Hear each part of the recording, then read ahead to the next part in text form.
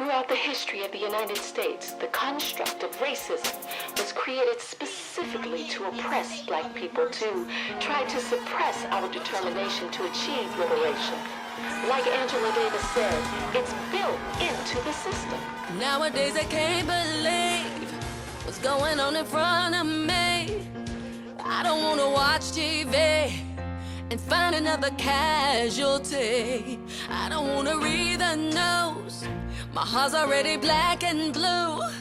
I'm putting on my combat boots, 'cause I got an attitude. We're like soldiers forced to fight a war. What the hell? I can't take it anymore. 'Cause for so long we've been patient, now we're done. And don't you even ask me when did I become such an angry black woman.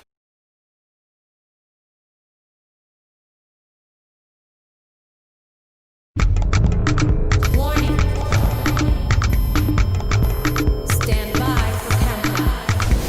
Prepare audience for maximum impact. Full immersion begins in.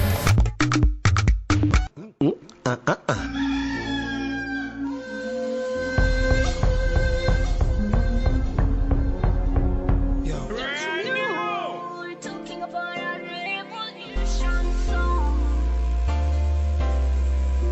Don't you know? Revolution Tunapokaa muziki na mopa, maisha ni ya ghetto, usaliti ni wepe, sheria mna kwao, wazimu pia na hao, furaha sio mfano, ukabila ndio kwao, hardcore shafika, ukweli na hakika, kadiri na shika, furaha kwa lahiki, ndio mashabiki, maji kuziki, beat na fiki, beat na dhiki, muda mna wiki, mimi na hip ziki, split ni muki, kutafuta ziki, kwa makini polisi, na jimba la zili, Don't you know? We're talking about a revolution song.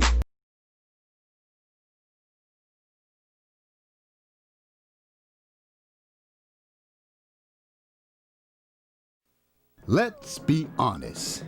If black folks are going to get reparations, then they're going to need a 4-star general's approach to it. It will have to be approached in an organized, sustained, military-like way. A flamethrower of a man will have to be the keynote speaker concerning reparations.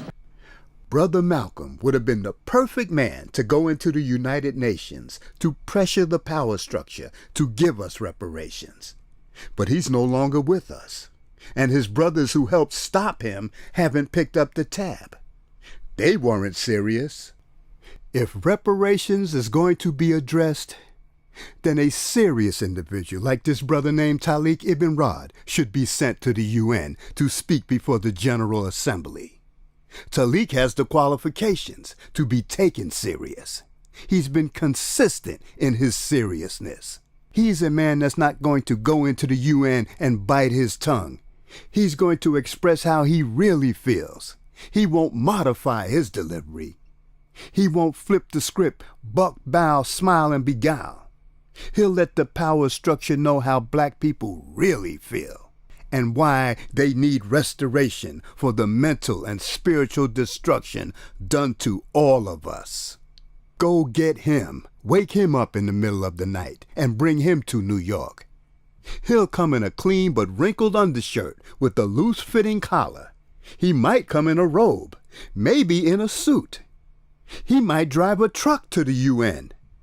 But you can rest assured, Taalik will be coming as himself. And once the world hears him, the fight for what black folks need will be over. It doesn't matter if Taalik is the opening or the keynote speaker. All you have to do is hear him, and you'll be hooked. What? Meet you at the old Autobahn so we can rally up and organize the people? Haven't you heard that place is always closed? The old ones in the power structure vowed that they would never again give the people that kind of space to assemble.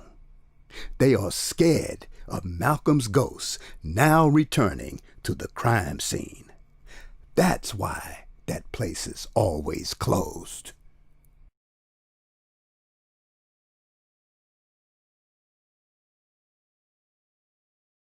This is Dusty Basement Studios, and we approve of this message.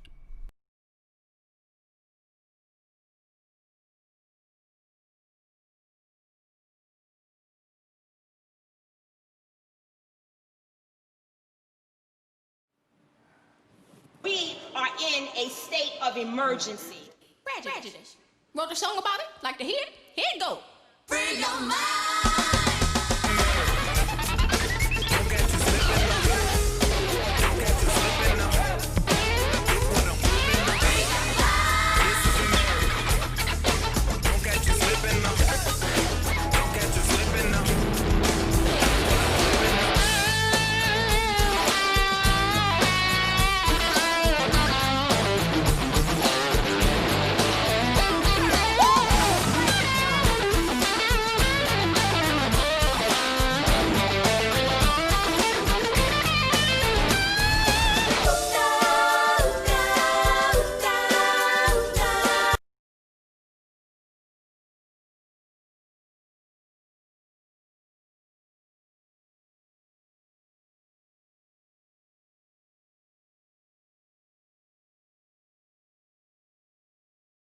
This message. Hey, my brother, you know I had to call you and thank you personally again. I cannot describe to you how happy I was to meet you in person finally. That was just like amazing.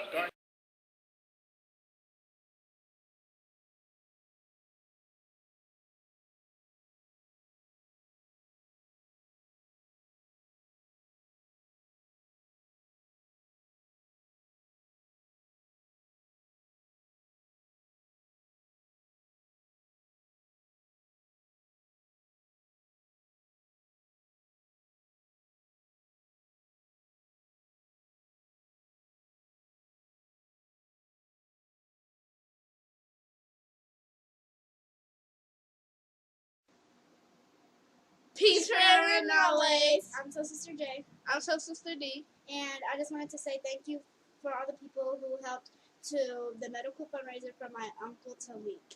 And it has meant so much to us that you would help, because without you guys, his life would not be possible and we would not be with him today right now. And I just wanted to say, for all of you that helped and that donated, I would really like to give a big thanks. And I hope that I can meet you one day and say thank you in person.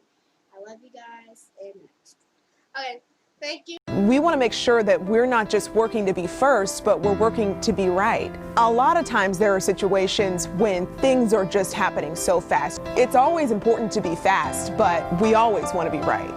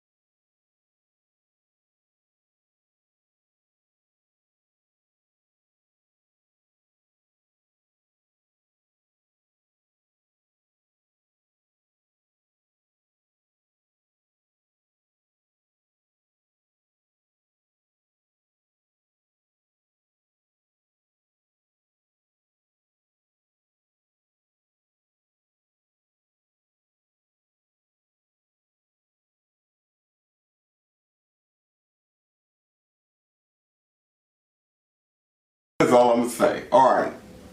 First of all, this video is inspired by Alberta Parrish.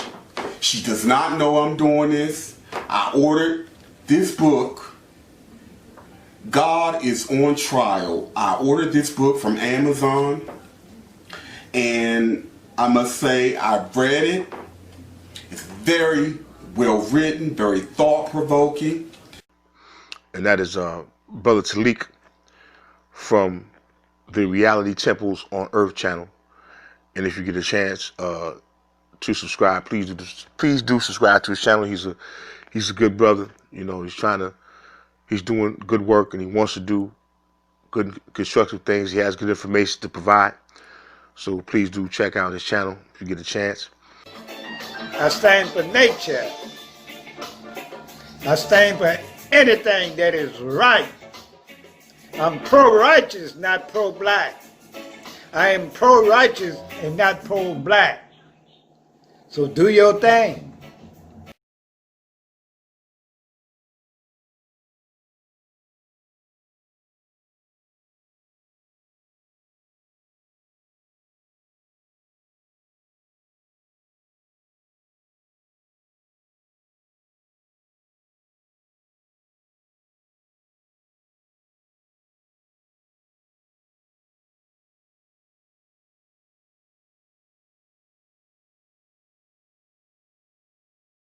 And just then the gunfire went off. Malcolm's death never sat right with me. The investigation was a failure. Asking who's guilty is a dangerous question to ask. What is the real story? It's in the history book. Leave it there. Leave it alone. Elijah Muhammad told everybody, do not raise a hand against Malcolm X. He didn't have to give the order. Someone would take care of it. The FBI should have known. Why doesn't someone want to get to the bottom of this? They never had any intentions of seriously investigating that assassination. That is my mission. I'm not going to stop until I get justice. Because the official count of who killed Malcolm X, it's not true.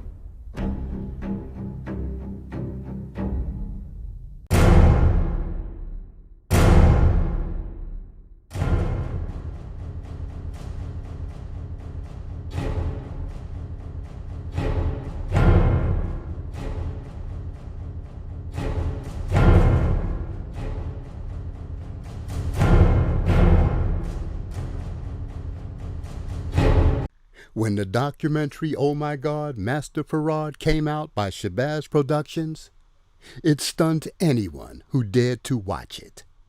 That was on April 20th, 2012, and it contained over 4 hours of mind-blowing material. Many people didn't want it to be seen. So to stop the bleeding, those who didn't want the truth out immediately began to criticize the film. Oh my God, Master Farad, the one who was incarcerated. Now the film is even stronger. It's been expanded with 3 extra DVDs with even more powerful information, new photos, and much more. Don't wait. Get the documentary now. Get it while it's available in its purest form. Or make the mistake of searching for a copy 5 years from now when it's selling for over $300. You know, one of those bootleg copies that's been re-edited and all chopped up. You were advised. See an all-new stunning photograph of Master Farad at the time of his arrest, and who was also arrested, seated next to him. See the gravesite and location where Master Farad, the man who taught Elijah Muhammad, is buried. This all-new 5-DVD 9-hour documentary is a researcher's dream come true. Oh my God. It's an educational masterpiece.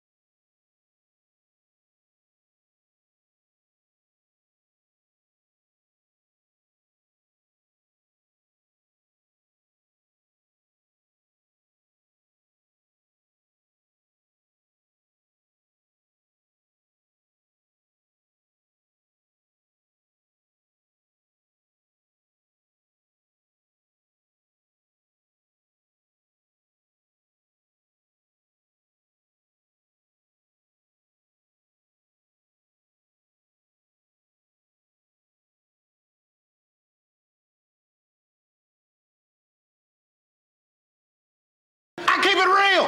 What dear? Because I keeps it real like that. I keeps it real.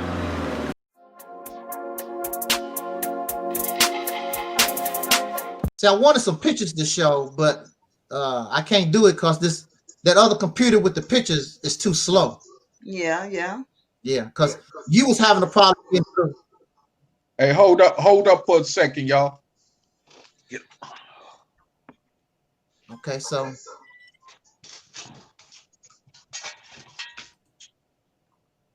let me do this here.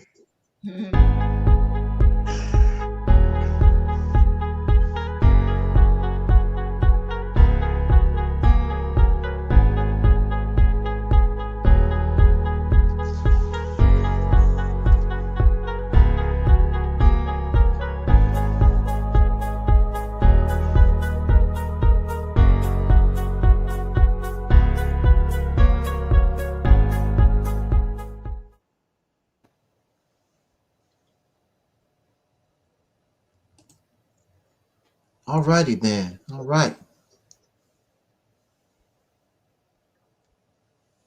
In the name of our ancestors, peace forever and always, and welcome to another edition of what I call the Reality Temple on Earth. All right. I am the. What's going on here? I see. You interrupted my introduction here. I know he's excited. I got you. I'm just some was just coming from what you was doing. Just popped up. That's all good. Go ahead. Yeah. I'm the mighty one, Angel Snubbed Up 7, and I'm your soul brother #1 and host. Thank you so much for joining us tonight.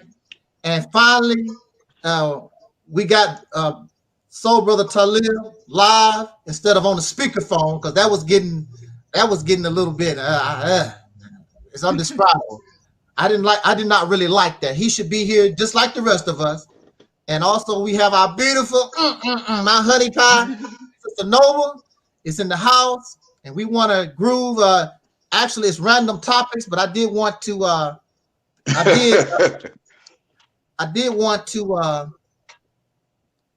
speak about and give homage to our freedom fighters on this topic. I wanted to talk about the fruit of Islam, a waste of a military. Hey, what's up there, Twin? Twin always with me. I don't know. Twin, every video I do, Twin is always there. It's very rare that my brother Twin is not with us. Thank you, brother Twin. And soul brother 85, he might be showing up in a little while here too. He's always here with us too. But I very much appreciate these brothers keeping us company. And I hope that you keep us company live December the 7th, 2020, 4:30 p.m. Central. Instead of being in the chat room, bring yourself in the box. You don't have to show your face. You can be just the way that you are. Come here and enjoy.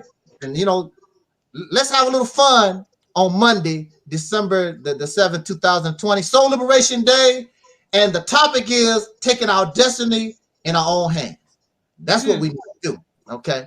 So let me say what I got to say and pass the mic first, of course, to the sister, and then to brother Talib, and we're going to wrap it up for the night. Actually, I'm doing good. I'm feeling pretty good considering. So while I'm feeling good, I said, let me make some videos. And I don't know, I didn't really want to make a video, but this topic just came to me, and I said to myself, let me speak on this real quick. I want to give respect. I want to give homage.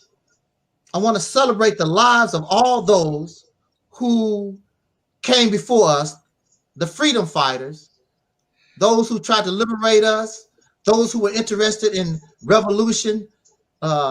We know about Harriet Tubman. We know about Malcolm X and the Black Panther Party and all like that.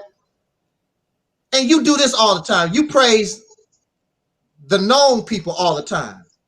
I want to take a moment to praise and give honor and remembrance to those fallen and those who probably still linger in some of these prisons in this country from the 1960s that was trying to fight for our liberation, fight for our rights in this country.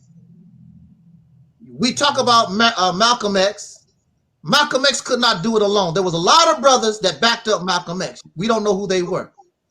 We talk about the Honorable Minister Louis Farrakhan. But there's people that back him up. He can't do this work by himself. We talk about Dr. King. Dr. King did not do the work by himself.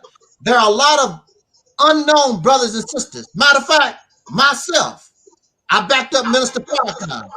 You have somebody like Brother Taalik, part of the what is that you was taught? The Nubian sect. I forgot. But all the Nubian nation. Yeah, the Nubian nation. We had all these brothers and sisters backing these persons up. They could not do it alone. Elijah Muhammad could not do it by himself. Nobody can do it by themselves. There's a lot of soldiers on the ground doing the work.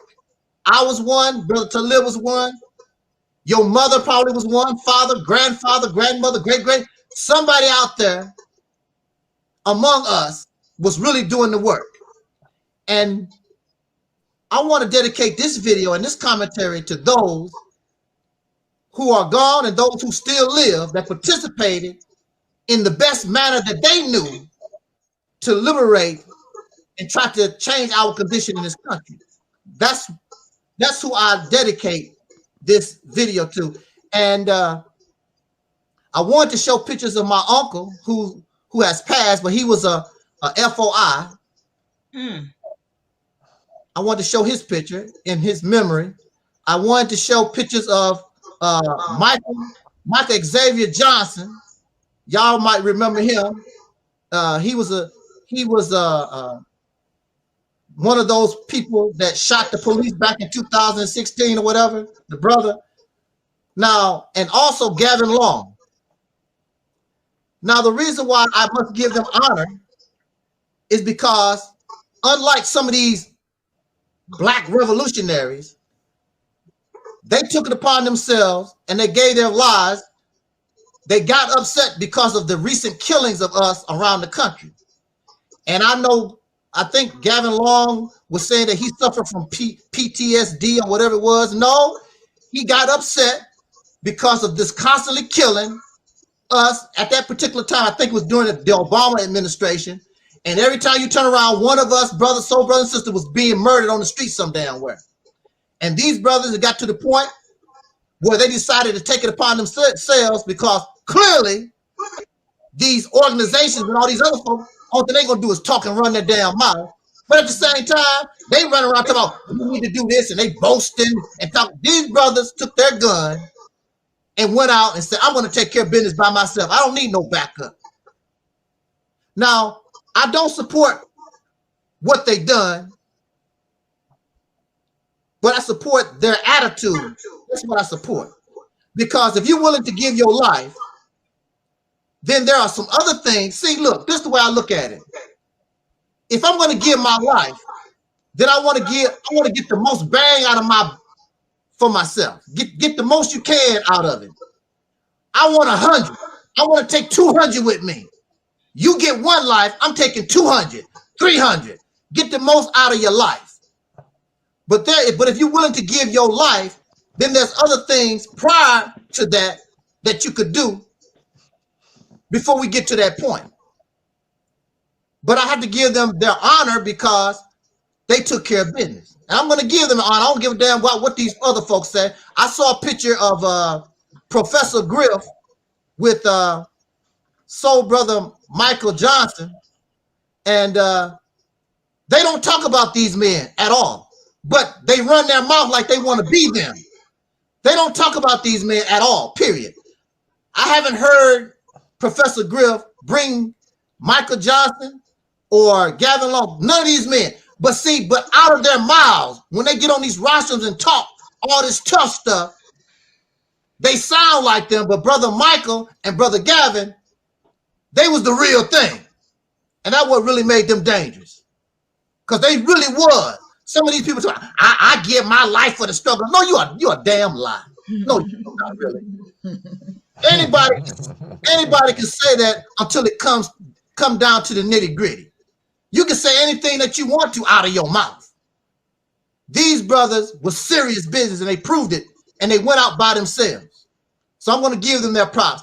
I'm going to put their names on the veteran wall. I was talking to Brother Talib about this. When we take control of Mississippi, I want a veterans wall to put their names and the names of our brothers and sisters who we don't know, just like the veterans wall in Washington, D.C. I want to create a veterans wall so my uncle will be remembered for doing the best he could, and all those unknown. I want the family to see. Bring your family and your grandfather, your uncle, and your brother and sister. These are our veterans. These are our freedom fighters. You remember them for eternity. These are the ones that helped us get where we want to go. A veterans wall for our people. Also, I was talking to Brother Talib too. We want a wall of shame. We want a wall of shame. All those who was against the Mississippi campaign, all those who against the struggle, I want their name on the wall of shame. So when your family come, you can see your pitiful, pathetic, weak-ass, dumb-ass folks who against the struggle, against liberation and revolution, see their names. A wall of shame. Traitors, Benedict Arnold. We want a wall for that too. And then sitting up there voting for damn Barack Obama and Joe Biden and Kamala Harris and Donald Trump, sitting up there voting for their asses. Folks that ain't doing shit for them at all. These niggas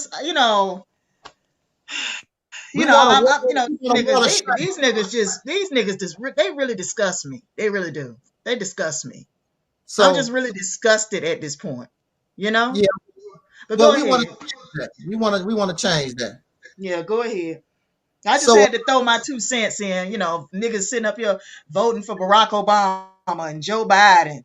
Looking for men to save them, looking for other men to save them. Well, whether it's Biden or Obama or Farrakhan or whoever, Tariq Nasheed, we got to get out of this savior thing. I mean, we just got to get out of there, because these folks ain't gonna save us. They not gonna save us. Joe Biden ain't gonna save us. They cannot even save themselves.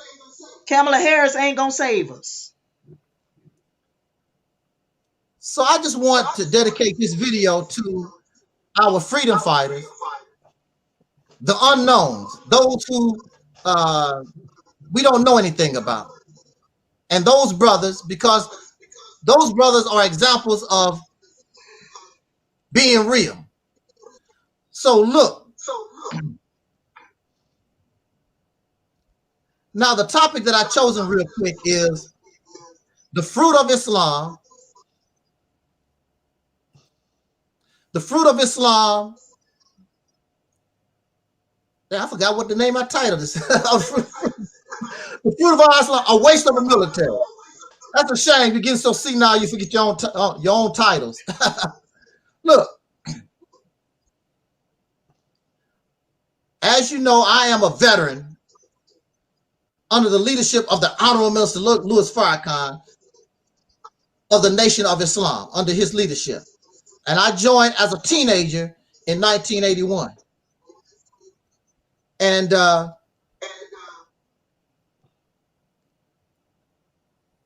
it was a wonderful experience. I really wouldn't take nothing back. It was a wonderful. Matter of fact, if it was not for that experience, I probably wouldn't be talking to you right now. That's the reason why I'm here now. It's because of that experience under Minister Farrakhan, that experience. Now, when I joined the Nation of Islam, I became a member of what they call the FOI, the Fruit of Islam, the military wing of the Nation of Islam. Now, when you think about military, you think about war. You think about guns, bombs, blowing up stuff, and all kinds of action like that. You a soldier. You in the military. You being trained to defend your nation. That's the attitude. So I'm being trained. They teaching me a little martial arts and doing all this kind of stuff. And I'm proud to wear my bow tie. I'm proud to be, I'm a soldier. You know, because that's what I'm talking. I'm a soldier, I'm a warrior. That's what they told us in the church. They said we were soldiers in the army of the Lord. In the Lord, that's what I was told. That's what we were told. They said we are soldiers in the army of the Lord. That's what they told me. I heard that. And I heard that. Yeah. I heard that in Christianity too. We were soldiers in the army of the Lord. Yeah. Okay. Cool. Yeah. But I find myself on the street selling bean pies in a newspaper. I have in my mind, because I did not go to the white man's military. They tried to get me, but they failed. I refused to go to the white man's military. I did not sign up for the selective service. I refused to go to his military. I picked up cans on the street. I sold those little newspapers. I did whatever I had to do. Picked up trash, cleaned toilet bowls. I refused to go to the white man's army. Got a lot of these brothers or whatever, they say because of economic reasons, they went to the white man's army. You don't know how to pick up cans. You don't know how to wash toilets. I'm not going to give my life for my enemy. I'm not doing it. Just not doing it. So I thought I was being part of a new army in the Nation of Islam, and we was soldiering, hup, ho, hup, ho, hup, hup, hup, hup, hup, hup, all that stuff, you know, going through all the things to live and drop, spinning around.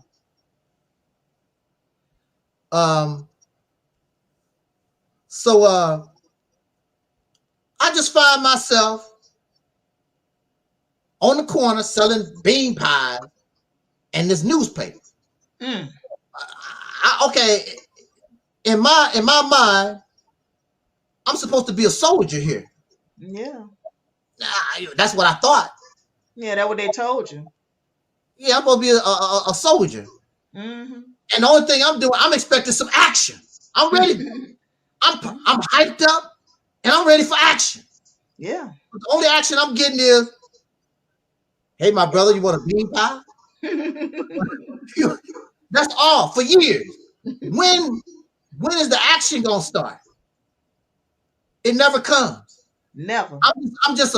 I'm calling myself a FOI. Now I do security when we have these meetings and whatever, and you stand in your post, and when Minister Micah coming to town and all this type of thing. And you feel like you're a soldier, you're part of something. But I'm thinking that I'm going to get some real action.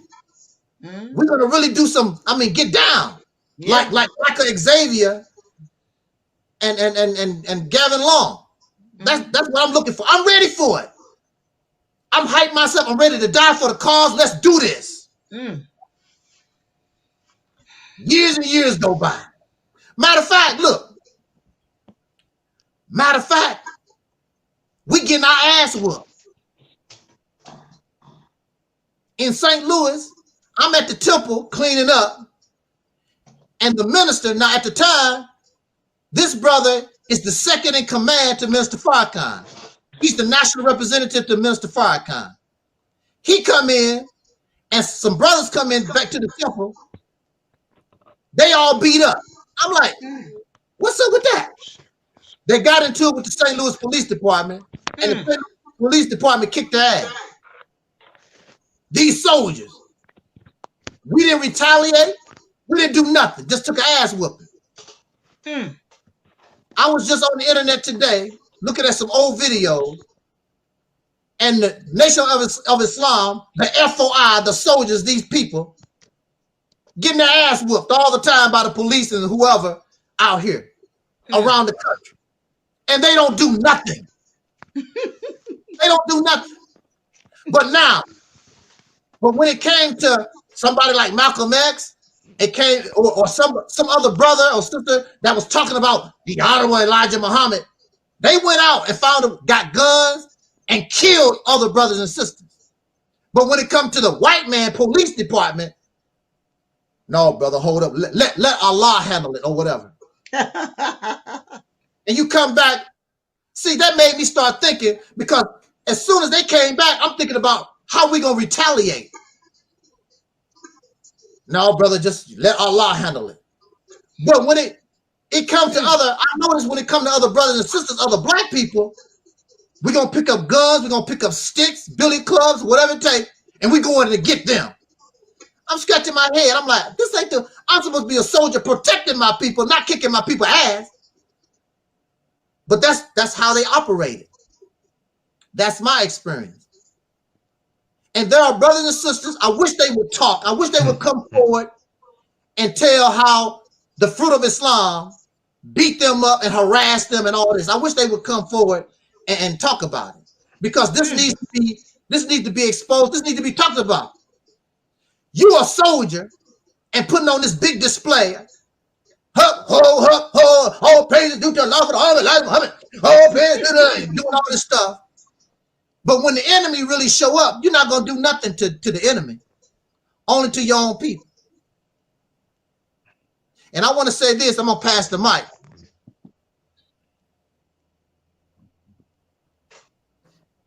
There's nothing wrong with the nation of Islam, the fruit of Islam. These brothers are good brothers, okay? Many of them are sincere, beautiful people. The problem with the fruit of Islam is they do not have proper leadership. They do not have proper leadership now. They did not have proper leadership during the time of Elijah Muhammad. That was nothing but a show. That's nothing but hype. If you are a soldier, then you have a mission. And on top of this, first of all, if we're really going to have a military, you cannot have your soldiers work a 9-to-5 job. Their job is to be a soldier. There's 40 million plus in this country. We should have a military. We should have our own CIA, our own FBI. So when something happened around the country, we send our people to these supposed to be suicides. All these brothers and sisters being killed, come on, that's a suicide. If we had the state of Mississippi, that's what would be happening. We would send our people down to this suicide and let our people investigate. We should have that's their job. We should be paying our people to do that. And instead of them going to the white man's army, we should be paying our brothers and sisters to join our army. So when something throw down, when the Ku Klux Klan want to get tough, we send our military down there. You want to get tough? Let's do this. And they should be paid. How you gonna be a soldier working at McDonald's? Well, I work at McDonald's, 8 hours and 10 hours a day. Then I get off McDonald's and I put on a bow tie. I'm a soldier and I'm selling bean pies. I'm a military. So that don't even make no sense. It's laughable. It's a clown. It's bozo. There's nothing wrong with these brothers. They following incompetent leadership. Because if you're a soldier, then you need something. You need to set your soldiers up and your warriors up to really do something. And I'm going to mention the Mississippi campaign because we need soldiers. We need warriors. Because really the Mississippi campaign is a campaign because we want to take control of this geographical location. You set up your generals, you set up your foot soldiers, your infantrymen, and you set it up and you give your assignments to all your people. I want you to take the North Mississippi. I want you to take South Mississippi, East Mississippi, Southern Mississippi. And we want to take control of all these cities and whatever. We want to take control of this state. And you give your soldiers their order and you go for it. You ain't on the street selling no damn pies and some damn shoes on the corner. Your soldiers are doing what they're supposed to do. Now that's your soldiers non-violently. But your soldiers can throw down also violently. You're not going to kick our ass and don't expect retaliation. It's not going to happen. Brother Taalik is not going to come from getting his ass whooped by the police and come to us and we just said, let God handle it. No, it's going to be a big problem. Because if you kick his ass, your ass can be whooped too. We don't play that. What's that from In Living Color? Homie, don't play that. We don't do that here. So I just simply want to give homage and remembrance to our fallen. And there are those who are alive right now. There are people right now who used to be in the Nation of Islam, Black Panther Party, Nation of Gods and Earth, More Science Temple, and the list goes on and on. Some of these people are laying in prison right now because of their activities. And that's why it's important for us to have something like the Mississippi Campaign, because now you put yourself in a position to help get them brothers and sisters out of that prison so they can spend their life, the rest of their life, in dignity. Because they shouldn't have been there to begin with. They got caught up not in criminal activity, they got caught up rebelling against this oppressive, racist ass system. And we should be there to help get them. The sister, what's the sister? Asada Shakur. She's in exile in Cuba. Yep. We should have the power and the influence to bring her back here so she can live the rest of her life in dignity with her people. With her people. Cuba is cool, and it's nice that Cuba, took her in, but she belongs here with us, and we want her here with us. And she deserved that. But the only way we can do that is get power. You cannot get any power doing the little tiddlywink things that we're doing right now. You're not going to get any power like that. You want real power? Take control of a state. Now you got power. Now you got it. Now, when you're talking African, you have something to offer Africa instead of your handshake, because ain't nothing in it. How you doing, my brother? They looking at your hand. Ain't no money in your hand. What you got, bro? The only reason Ghana is reaching out to the Negro, the so-called Negro in America, is because you bringing them money, not because they necessarily love you. They made what, over $1 billion off of that Return to Ghana campaign that they did. Because you bringing them money. It's not because they love you like that. They make the money off of you. But when you take control of the state, you're in a position. Now you can offer Ghana something for real. Now you can offer Liberia something for real, or whoever we want to have contact and have a relationship with. Right now we have nothing except we run our mouth and we sound good. Nobody care nothing. When the bill collector come, they don't care how good you sound. You talk all that stuff, whatever. Where my money? They don't care about. They don't care about how good you sound. You gonna pay. You're gonna pay this bill. What you gonna give me? And that's what it's all about. In order for us to get something around here, you got to give, and they got to give. But right now, we're in a position where we're nothing but feeder fish. Everybody's feeding off our blood, these parasites. We should be able to take advantage of our own selves so that money, our economic blood, can benefit us for a change. And the brothers and sisters who want a soldier, instead of going to the white man's army, they come to our army and soldier. But what you gonna do if they soldiers? What they gonna do? What you gonna do with them? You don't have nothing for them to do. But we have a lot for them to do, and we should know exactly what they need to do. Just like in any other state, the state of Mississippi will become our own nation, and we're gonna defend our territory, our own nation within a nation, and there's nothing nobody can do about it. The only thing that's stopping us from doing what we need to do is us, because we're following incompetent people who have no creativity, have no imagination, have no vision. And so you have the fruit of Islam, beautiful brothers, Brother Ben X, Wesley, all that, but all their power, everything about them going to waste because they don't have nothing to do. You're not being a soldier opening up a business. That's not a soldier. A king uses his soldiers to take over land. You got to have land. You got to have a power base. And you don't have that. So Mississippi is chosen because it's the path of least resistance. You should be able to go in there, and within no time, we should be able to take control of this spot here and make it our own.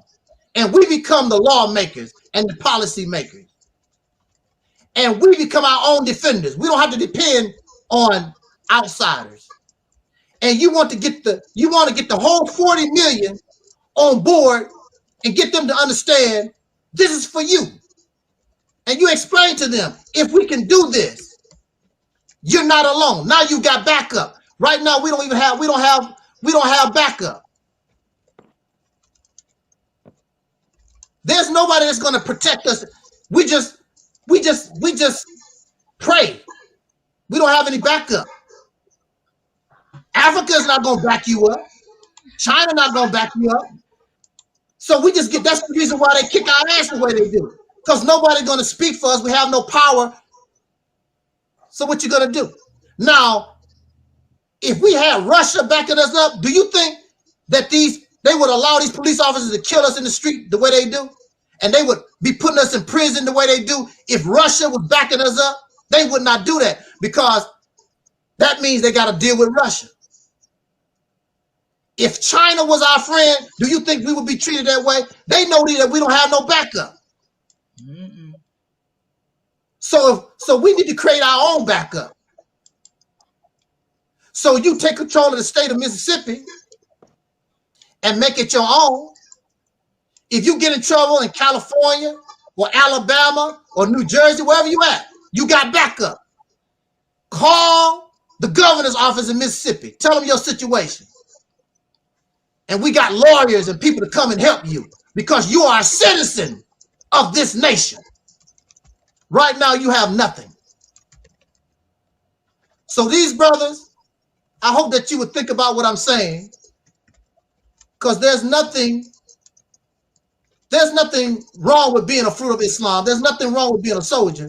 Unfortunately, you are aligning yourself with leadership that is incompetent and really don't know what to do with a warrior, with a soldier. And with that said, I'm gonna pass the mic to our sister No. Yeah, brother. You saw me with my head bopping back and forth. I agree with everything you just said, every bit of it. And right now, I thought about my mama when you was talking. I thought about my mother, my late mother, and I just want to give homage to my late mother. That's what I want to do. I want to give homage to her, because without my mother being supportive and loving me as a person and also as her daughter, I wouldn't be who I am today. I would not be the woman I am today had it not been for my mother. Her love, her guidance, her support, and I miss her, and that's who I want to give my homage to right now. But there are just as many Nation of Islam members as there are members in the Black church. So there's no excuse why there should not be an army. You know what I mean? There's no excuse why the Nation of Islam should not have an entire army. Because there are enough men in the Nation of Islam. True. There's enough of them. There's enough of them in the nation to formulate a whole entire army. Right. But when you're trying to keep somebody under your boot.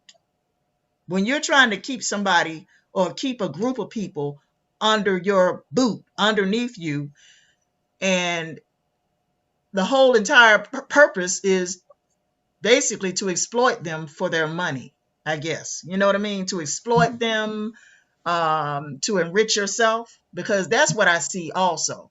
You know what I mean? I see Minister Louis Farrakhan exploiting the Black community to enrich himself, you know? And even though he says that that was not his motive behind why he does what he do, but I just see exploitation. You know what I mean? That's what I see. You know, and I don't have to have been a member of the nation to see what I see as an outsider looking in. You see what I'm saying? I'm going to talk a little bit about what I was taught growing up in the Black church, and that is, I was taught that I was a soldier in the army of the Lord. That's what they told us. You're a soldier in the army of the Lord. The Lord will fight your battles. That's what I was taught for many years. The Lord will fight your battles. He will come and see about you when everybody else have turned their back on you. And Jesus, he'll fix it. He'll fix it for you. That's what I was taught so many years growing up in the church and into my adulthood. But I didn't feel like a soldier. I'm going to tell you now, I didn't feel like a soldier. I didn't feel like a damn soldier. For years, I felt like a loser in the army of the Lord. That's what I felt like. Right. Okay. Yes. Oh boy. With all that has been said thus far, I can concur because, first of all, before I go any further, you know, I heard the brother giving shout outs to those fallen soldiers, which include the ancestors. And our, you know, soul liberation struggle throughout the years and times of our existence here in this country. Okay, let's not forget, and I'm going to take a moment of silence. Let's not forget the Poindexter brothers who are still doing time here in Nebraska, in the Nebraska State Penitentiary. They were members of the local Black Panther Party chapter in Omaha, Nebraska, and they were accused of murdering a white police officer. And to this day, from my understanding, no DNA or physical evidence actually connected them to this crime. But far as I still know, they're still languishing in prison here in the state of Nebraska to this day. And this has been 48 years ago, I believe. No, excuse me. This is 2020. So this has been 50 years ago because they got locked up in 1970. So this has been 50 years ago. And no one has really tried to wage a massive outcry to help get them out of prison like they've done some, like in the case of the Panther Party brothers called the I think the Angola 3 or something like that in Louisiana, and certain other Black Panther members who were in the Black Panther Party during that period of time, you know, and who was brought down due to the tactics of the COINTELPRO under J. Edgar Hoover. Well, the Poindexter brothers was also included in that, and they've just been completely forgotten about.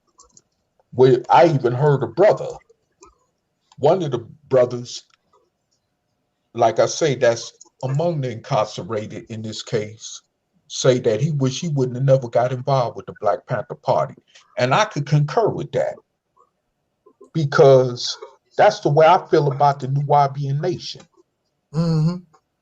You know, I got, introduced to them teachings at the age of 18, basically, and back in 1986. And my life wasn't the same since. Matter of fact, right around that time before I claimed to actually being a member of that organization, I had dropped out of high school.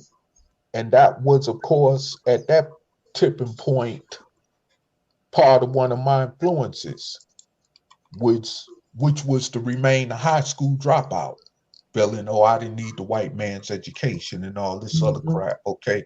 Well, I come to realize 30 some years later that consequences uh, still to this day exist because of that. And I'm in school at 52 years old, still working on getting that diploma. But had it not been for them teachings, ain't no telling how far my life would have went. Because really, I got nothing out of them. You know what I'm saying?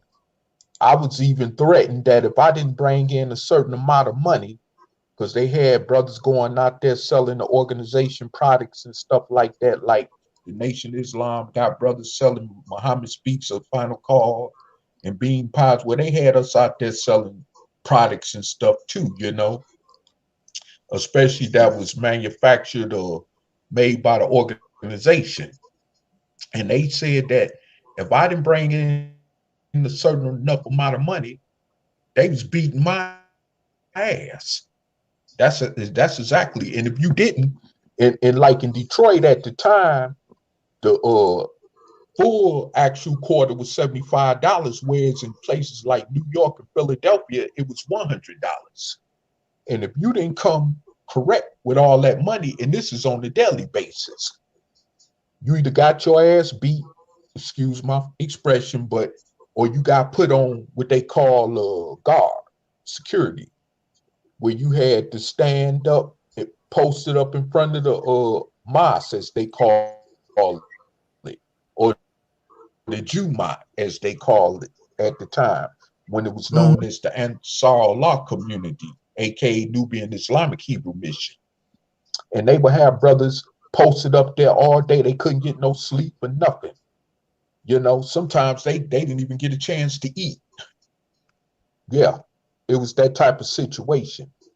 And if they got caught sleeping on guard, they actually got their butt beat. They got jumped on, yeah, and all kind of stuff. And brothers was even like the emir was considered the leader of the community. Okay, the appointed leader of the different chapters. It's like a imam in the Orthodox Sunni Islam, but in that organization, that was a similar title, which was referred as an emir. And the emir, you understand, kept all the women on his side of the living quarters, while the brothers had to sleep in sleeping bags, camping bags and stuff like that. Yeah, in the cold, where the emir slept on the side, it was heat and everything, food and all that. With the brothers, and if we did eat, we ate whatever the sisters cooked, and at the time, the cooking wasn't favorable. So brothers had to, scuffle up enough change while they was out on the streets with they, peddling, which we called it. And if we was able to muster up enough money, we'd be able to get something to eat decently,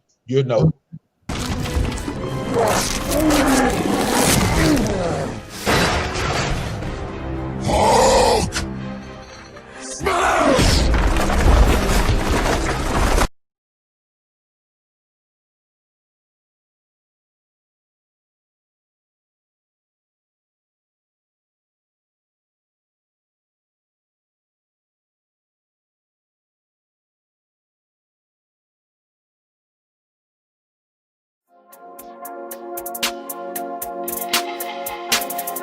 broadcast was dedicated to those who are our freedom fighters, those who attempted to the best of their ability to try to make some type of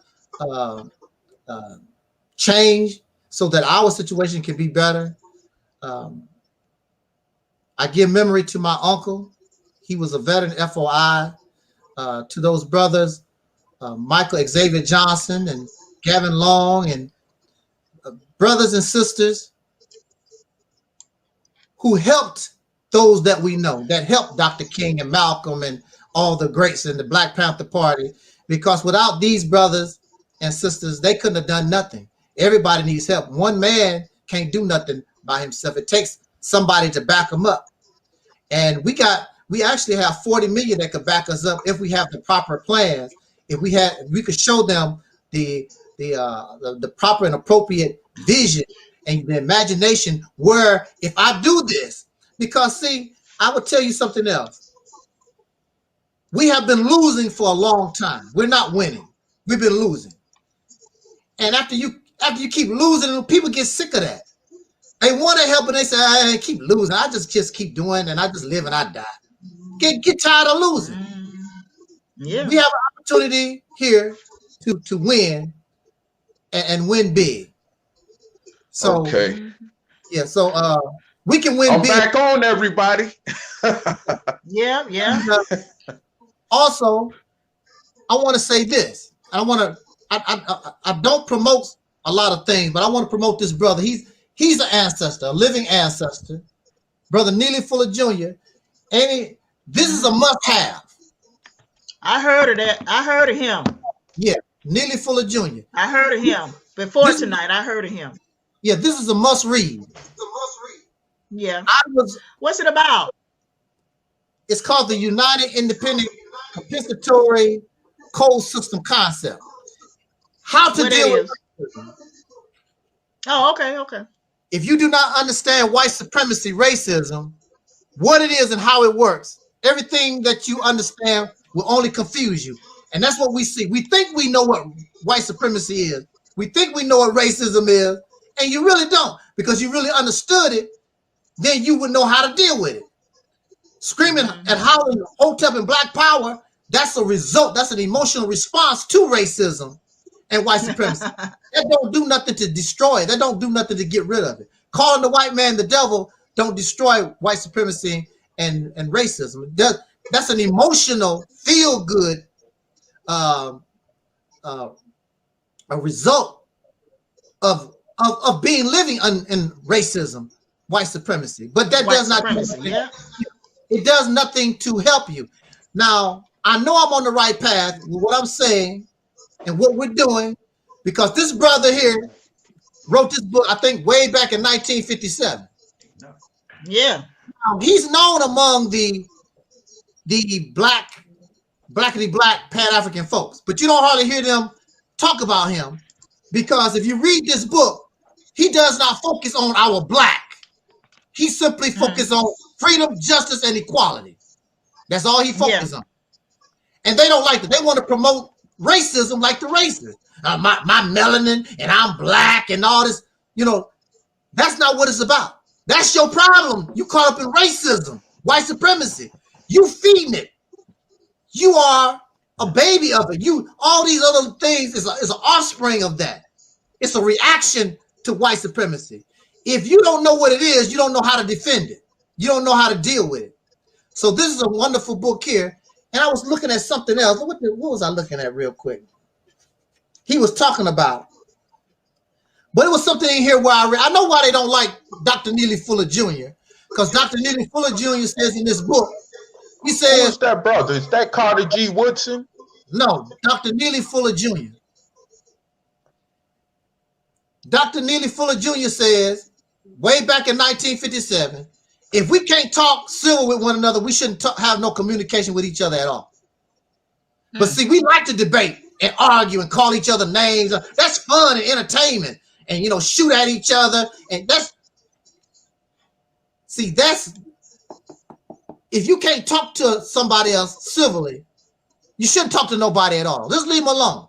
Since we cannot communicate and act like we don't have no damn sense, we shouldn't talk to each other at all. Who was that book by? I missed that. Who? Dr. Neely Fuller Jr.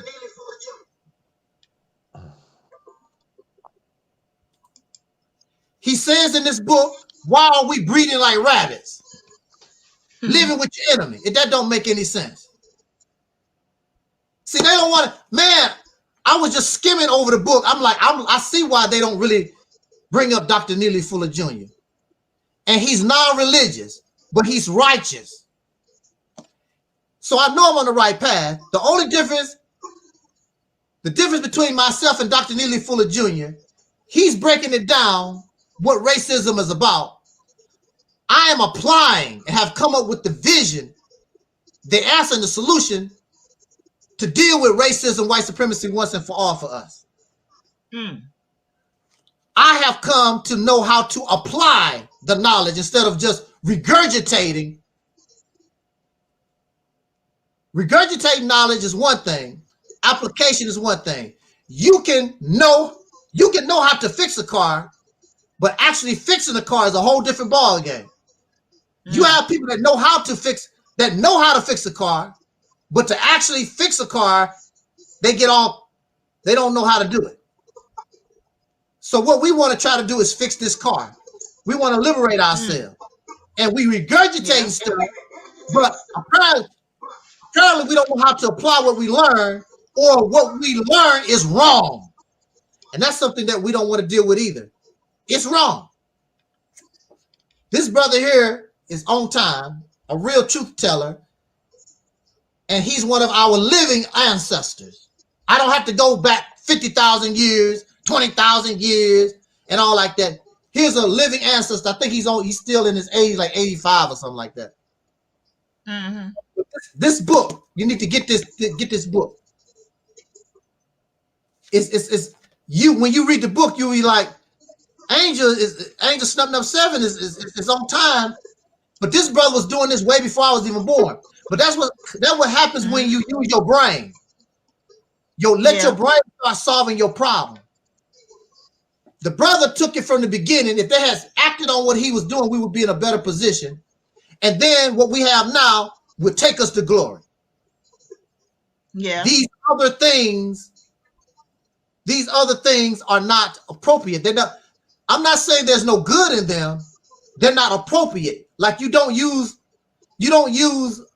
a hammer to try to screw in something that you should use a screwdriver for. You're using the wrong tool. I mean, you could try, because I've done it before. I didn't have a screwdriver. You know, you took the other end of the screwdriver, stuck it in there, and spin it around, but it's not the proper tool. We're not using the proper tool. Anyway, Music said now he is trying to use a book to act like he's dropping knowledge. No, what he's telling you is he is telling you that you need to read this book by Neely Fuller Jr. You need to read this book by Neely Fuller Jr. because he's telling you what to do in order to combat the system of racism and white supremacy. Right. He's telling you, that you need to, learn to liberate yourself. You need to learn to liberate yourself. I guess that's what he's telling you. You need to learn to liberate yourself. Learn to liberate yourself, and and stop using the same old tactics. Yeah. That we've been using for all this time. We're using the same old tactics, like voting. Like black people using our oppression to get rich, because you got black folks that do use black oppression to get rich. Hey. Minister Louis Farrakhan. Yeah, I said it. Anyway, but and a lot of these pastors, a lot of them. I didn't say all of them. I said a lot of them. Okay. A lot of them do use black oppression. They do use black oppression to gain wealth, to gain power. Let's not forget, Elijah Muhammad was a very rich man too. Right. Yeah. Oh yeah, he was. Most of these leaders, Malcolm was broke and Dr. King was broke. Yep. The Black Panthers was broke. Yep. Now what is this person here? Music Soul Child. Yeah. Now he's trying to use a book to act like he's dropping knowledge. That sounds so. And what's this here? Okay, well, we finna. Guess what? I'm intelligent enough to block you. How about that? Hey, Music Soul Child, I'm halfway intelligent to block. Right. I was finna say delete his, block his butt. Yeah. Yeah, block his butt. Yeah. That's what I was finna say. Block his butt. I wanted to say that too. Yeah. I wanted to tell you that. Yeah, block his butt. We don't need no ignorant stuff on this platform right now. We don't need no ignorant stuff on this panel. Not tonight. We do not need none of that ignorant stuff on this panel. Right. I ain't got no patience for it. So, yes, you're right. I am halfway intelligent, but I'm intelligent enough to block you. Bye-bye. Won't see you no more. Adios. You made my night. Thank you very much.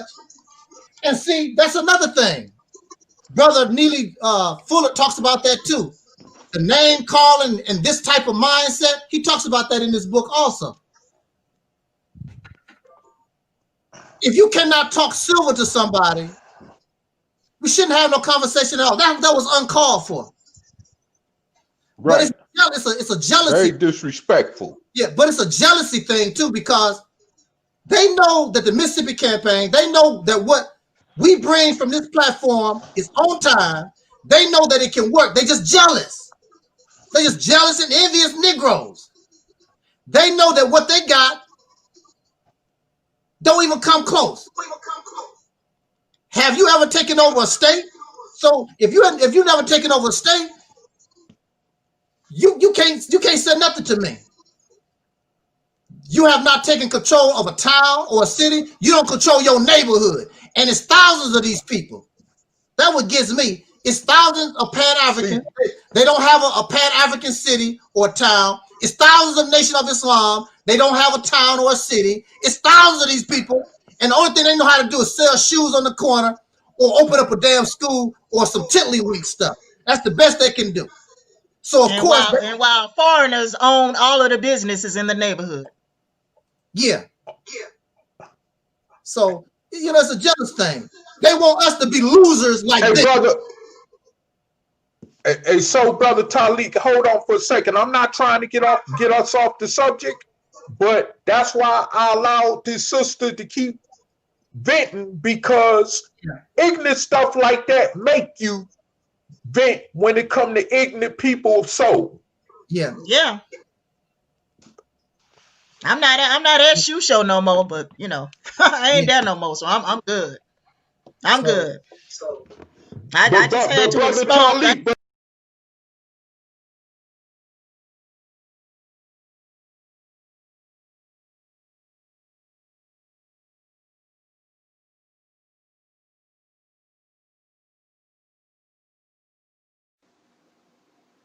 Peace, forever and always. I'm Soul Sister J. I'm Soul Sister D. And I just wanted to say thank you for all the people who helped to the medical fundraiser for my uncle Taalik. And it has meant so much to us that you would help, because without you guys, his life would not be possible and we would not be with him today right now. And I just want to say, for all of you that helped and that donated, I would really like to give a big thanks, and I hope that I can meet you one day and say thank you in person. I love you guys. Amen. Okay, thank you.